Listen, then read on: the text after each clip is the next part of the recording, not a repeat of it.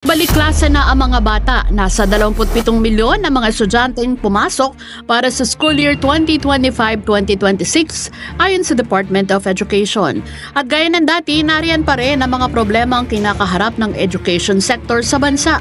Kulang pa rin ang classroom dahil lumobo pa ang backlog sa nakalipas sa 12 taon. Ang 35 na estudyante na dapat sa isang klase hindi natutupad.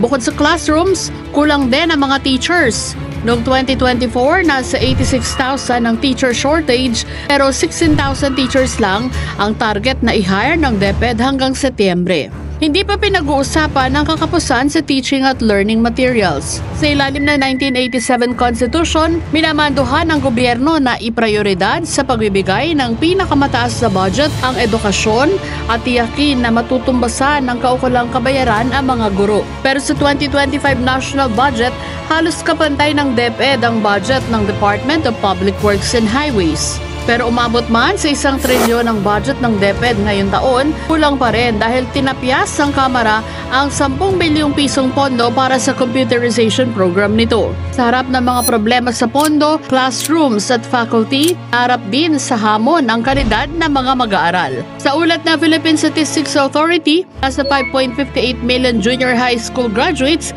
ang functionally illiterate o may kakayahang magbasa pero hindi nakakaunawa.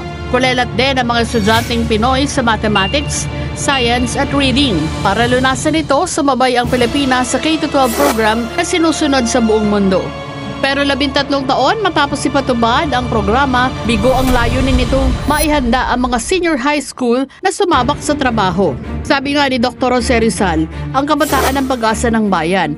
Pero ano ang aasahan sa mga kabataang kapos sa kaalaman? May magagawa pa ba ang gobyerno para totohanang ayusin ang sistema ng edukasyon sa bansa at sumabay sa mabilis sa pag-unlad ng mundo? Ako po si Juan de la Fuente at ito ang Datos, ang totoong kwento sa likod ng mga issue.